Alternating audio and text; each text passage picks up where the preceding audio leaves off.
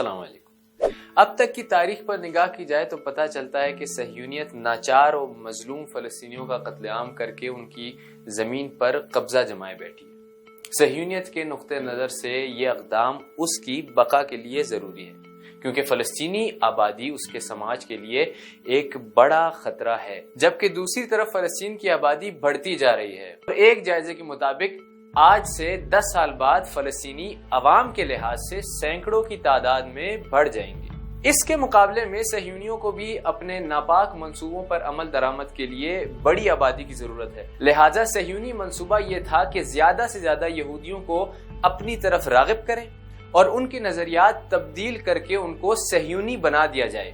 لیکن وہ اس منصوبہ بندی میں کامیابی حاصل نہ کر سکے۔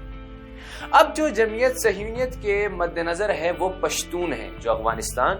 پاکستان اور ہندوستان میں زندگی بسر کر رہے ہیں۔ ایک افغان مقالہ نگار جس کا نام حسیب اللہ افضل ہے نے بھی اپنے مقالے میں یہ لکھا کہ اس وقت پشتون عوام کو افغانستان میں صہیونیت کی طرف راغب کرنے کی کوشش کی جا رہی ہے۔ اسرائیل کی وزارت خارجہ نے اس بات کی تائید کی ہے کہ افغانستان اور پاکستان پشتون قبائل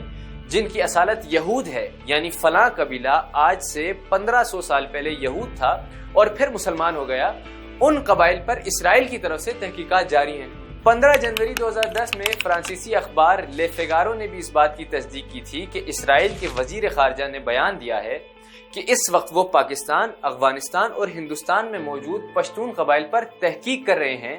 کہ ان میں سے کچھ ایسے قبائل ہیں جن کی اصالت یہود ہے، اور مزید یہ کہ اس وقت پاکستان اور افغانستان میں یہ تحقیق ممکن نہیں ہے، چنانچہ ہم ہندوستان میں شروع کریں گے۔ ان تحقیقات کی روشنی میں اسرائیل یہ نتیجہ اخذ کر چکا ہے کہ پشتون قوم کے قبائل اس وقت جینیاتی طور پر سفاردی یہود کے سب سے زیادہ قریب ہیں، یعنی وہ یہود جو اس وقت اسپین میں موجود ہیں، اور اس طرح اسرائیل یہ ثابت کرنا چاہتا ہے کہ پشتون قوم دراصل یہود کی نسل سے ہے۔ انہوں نے یہاں تک کہا ہے کہ جنوب مشرقی افغانستان اور شمال مغربی پاکستان میں رہنے والے پشتون عوام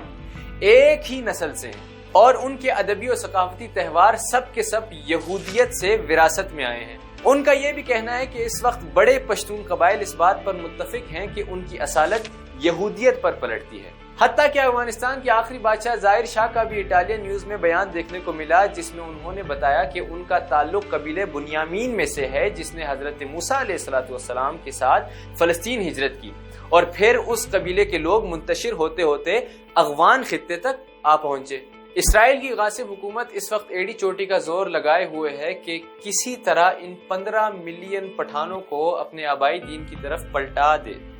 اور افسوس کے ساتھ کہنا پڑتا ہے کہ اسرائیل متعدد قبائل کو یہودیت کی طرف پلٹانے کے ساتھ ساتھ انہیں اپنی سرزمین کی طرف نقل مکانی کرنے پر بھی قائل کر چکا ہے۔ اسرائیل کے اس جال میں پھنسنے والوں میں زلمے خلیل زاد،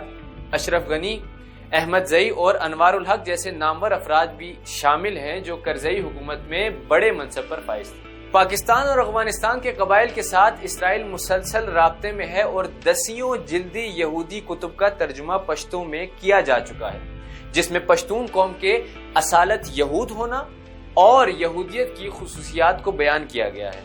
ان کتب میں یہ بھی بیان کیا گیا ہے کہ پٹھانوں کا نسب اغوان بن شاول سے جا ملتا ہے، جو فلسطین کی سرزمین پر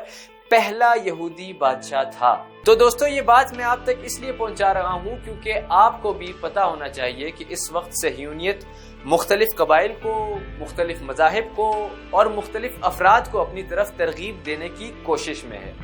اور اسی میں ان کی بقا ہے۔ آخر میں یہ کہنا چاہوں گا کہ مختلف اقوام و مذاہب کی اپنے ساتھ جھوٹی نسبت دے کر جال بچھانے والی صہیونی غاصب حکومت آئندہ آنے والے وقت میں نابود ہو سکتی ہے اگر مسلمان